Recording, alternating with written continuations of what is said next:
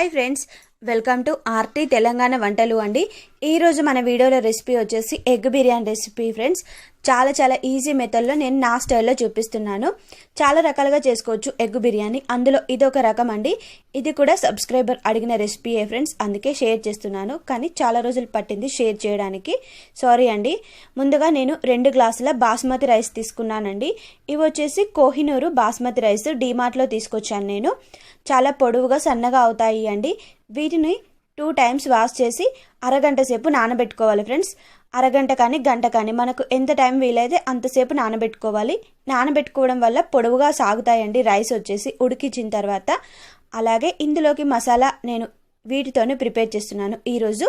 2 ఉల్లిపాయలు, 2 టమాటాలు, అలాగే ఒక ఎల్లిగడ్డ, తర్వాత చిన్న ముక్క అల్లం ముక్క తీసుకోండి. ఫ్రెష్ తీసుకున్నారనుకోండి టేస్ట్ బాగుంటుంది అల్లం ఎల్లిగడ్డ, అందుకే నేను ఫ్రెష్ అల్లం ఎల్లిగడ్డ ఇలా పొట్టు తీసి రెడీ చేసి పెట్టుకున్నాను. ఇంకా తర్వాత వచ్చేసి ఇందులో ఉల్లిపాయ ముక్కలు కూడా ఇలా చిన్నగా కట్ చేసి వేస్తున్నానండి మిక్సీ జార్లోకి. అలాగే టమాటాలు కూడా కట్ చేసి వేసాను. టమాటా వేయడం వల్ల కర్రీ వచ్చేసి గ్రేవీ లాగా కలర్ఫుల్గా టేస్టీగా ఉంటుంది. తర్వాత ఇందులో 6 లవంగాలు, 6 మిరియాలు, తర్వాత 3 యాలకులు కూడా వేసుకోవాలి అండి మసాలా కోసం. ఇందులోనే వేస్తే పేస్ట్లో కలిసిపోయి టేస్ట్ బాగుంటుంది మనం ఫ్రై చేసుకునేటప్పుడు. తర్వాత ఇందులో కొంచెం సాల్ట్ కూడా వేసి మనం మిక్సీ పట్టి రెడీ చేసి పెట్టుకోవాలి అండి. ఈ పేస్ట్ని కర్రీ ప్రిపేర్ చేసుకునే ముందే తొందరగా పని అయిపోతుంది మనకు ఇలా రెడీ చేసి పెట్టుకుంటే. తర్వాత స్టవ్ మీద వచ్చేసి ప్యాన్ పెట్టుకొని ఇందులో ఆయిల్ వేసుకోవాలి అండి. ఆయిల్ వచ్చేసి దాదాపు 5-6 స్పూన్లు పడుతుంది. ఇంకా కొంచెం ఎక్కువ కూడా పట్టొచ్చు ఫ్రెండ్స్. మీరు కావాలి అంటే ఇందులో నెయ్యి కూడా యాడ్ చేసుకోవచ్చు, మీకు నచ్చితే నెయ్యి తినే వాళ్ళైతే. ఇంకా ఆయిల్ వేడెక్కిన తర్వాత బిర్యానీ ఆకు, షాజీరా, బిర్యానీ పువ్వు, దాల్చిన చెక్క, మిరియాలు వేసాను కొన్ని పోపులోకి. తర్వాత మనం మిక్సీ పట్టి రెడీ చేసి పెట్టుకున్న ఉల్లిపాయ టమాటా మసాలా పేస్ట్ వేస్తున్నానండి ఇందులో.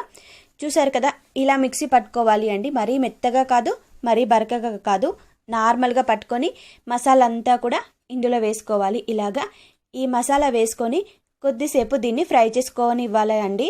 ఫ్రై చేసుకున్న తర్వాత మనకు ఆయిల్ పైకి పేరుతుంది కదా, అప్పుడు మసాలా రెడీ అయినట్టు తెలుస్తుంది, అంటే మసాలా ఫ్రై అయినట్టు. మసాలా ఫ్రై అయ్యేంతలోపు ఇంకో సైడు నేను పెద్ద గిన్నెలో వాటర్ పోసి ఇందులో మిరపకాయ ముక్కలు కట్ చేసి వేసాను.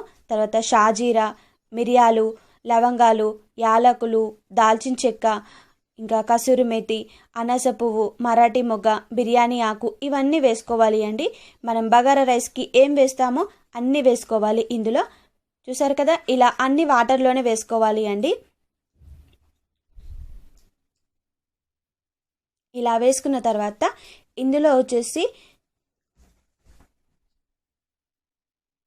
తగినన్ని అల్లం ముక్కలు వేసుకోవాలి ఫ్రెండ్స్. నేను అల్లం ముక్కలు 5-6 వేసాను. చూసారా, అల్లం ఎల్లిగడ్డ వేయలేదు, అల్లం ముక్కలు మాత్రమే వేసాను, ఎందుకంటే ఎగ్ బిర్యానీలోకి అల్లం ముక్కలు బాగుంటాయి. తర్వాత తగినంత సాల్ట్ వేసుకోండి. అలాగే 2 స్పూన్ల ఆయిల్ వేసుకోండి. ఆయిల్ వేయడం వల్ల పొడి పొడిగా వస్తుంది రైస్. సాల్ట్ వేయడం వల్ల రైస్కి బాగా పట్టి టేస్ట్ బాగుంటుంది ఫ్రెండ్స్. సాల్ట్ తగినంత ఇందులోనే వేసుకోండి వాటర్లో. ఇంకో సైడు మనకు మసాలా కూడా మంచిగా ఫ్రై అయింది, పైన ఆయిల్ పేరుతుంది, గమనించారా.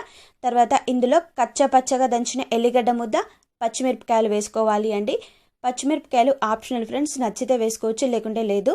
తర్వాత ఇప్పుడు ఈ కర్రీకి సరిపడా పసుపు కూడా వేసి బాగా కలుపుకోవాలి అండి. ఇలాగా మసాలా మాత్రం మంచిగా ఫ్రై చేసుకోండి ఫ్రెండ్స్, టేస్ట్ బాగుంటుంది. తర్వాత ఇప్పుడు మనం మసాలా పొడులు యాడ్ చేద్దాము. ఫస్ట్ వచ్చేసి తగినంత కారపొడి వేసుకోవాలి. ఇలాగా 3 స్పూన్లు వేసాను నేను. అలాగే తగినంత ఉప్పు నేను మసాలా పట్టేటప్పుడు ఆల్రెడీ వేసాను కాబట్టి కొద్దిగా చూసుకుంటూ వేసాను. అలాగే ఇది వచ్చేసి పచ్చి ధనియాల పొడి 1 స్పూన్ వేసుకోవాలి. అలాగే వేయించిన ధనియాల పొడి 1 స్పూను.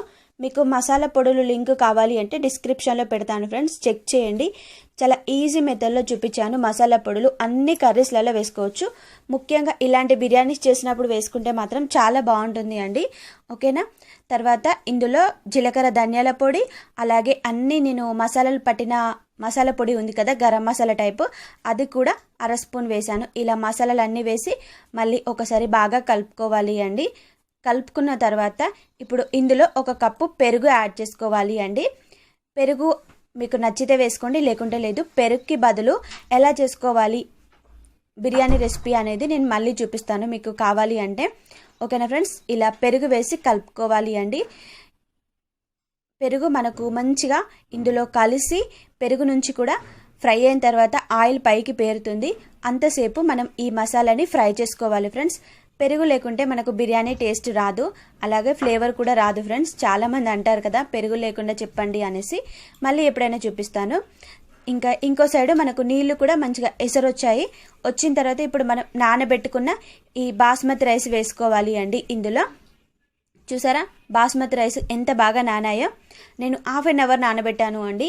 ఎక్కువసేపు కూడా నానబెట్టుకోవచ్చు, తొందరగా ఉడుకుతాయి.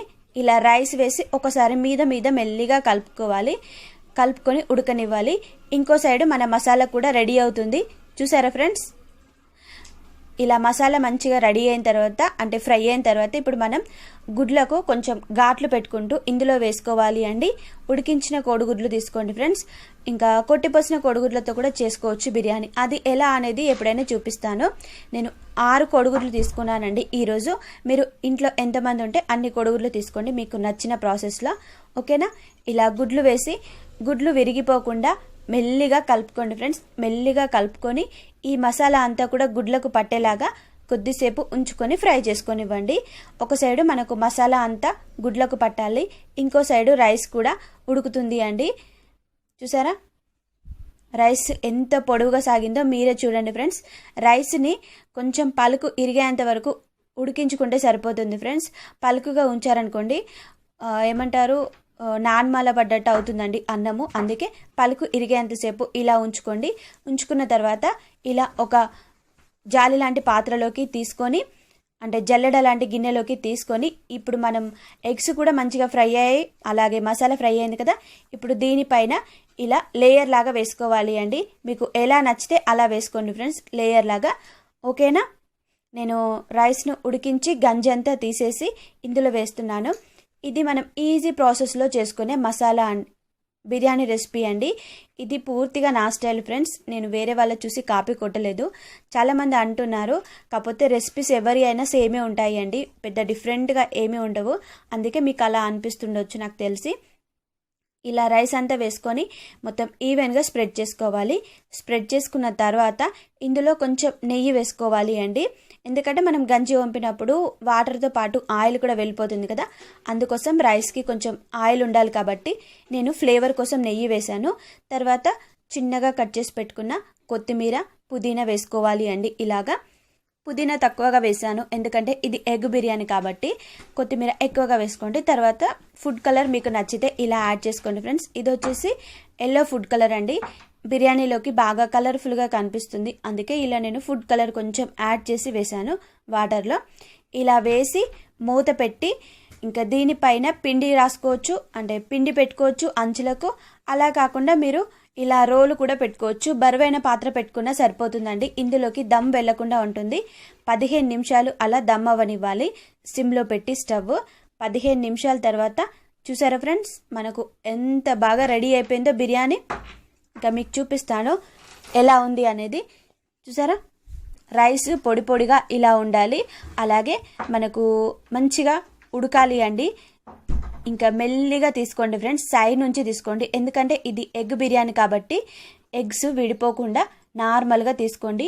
ఇలా ప్లేట్లోకి తీసుకొని మీకు నచ్చితే రైతాతో సర్వ్ చేసుకోవచ్చు, అలా కాకుండా ఇలా పెరుగుతో కూడా సర్వ్ చేసుకోవచ్చు అండి ఈ ఎగ్ బిర్యానీ రెసిపీని.